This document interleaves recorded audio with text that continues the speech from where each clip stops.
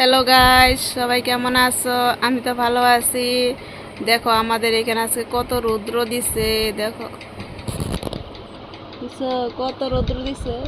আর এগুলো 2 দিন আগে অত বৃষ্টি, কি বৃষ্টি গো, কি কইবা। আর কখনো কত রৌদ্র। আর এই তো আকাশের দিকে একদম একটা কিরকম নীল নীল কালার হয়ে গেছে না আকাশ, দেখছো?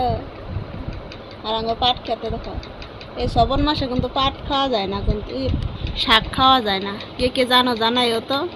শ্রাবণ মাস যে শাক খাওয়া যায় না। তোমরা কে কে জানো জানাইও। আমরা শ্রাবণ মাসে শাক খাই না।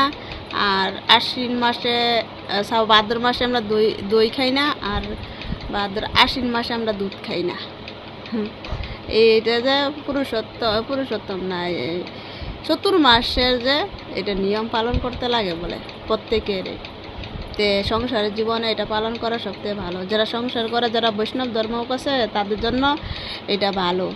তে এই মাসে শাক খাওয়া যে একদম খারাপ, মানে অনেকটা খারাপই, মানে বুঝছো?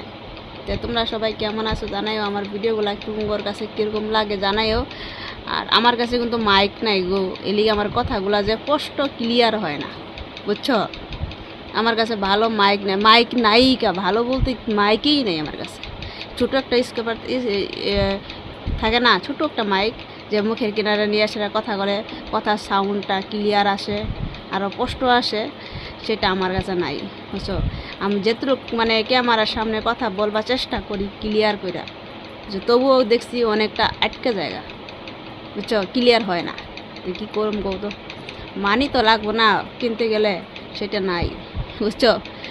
তে ভাবছি দেখি নিজস্ব ইনকাম করে যে কিনতে পারি কখনো, কিন্তু কী করবো, কত ভিউজ হয়।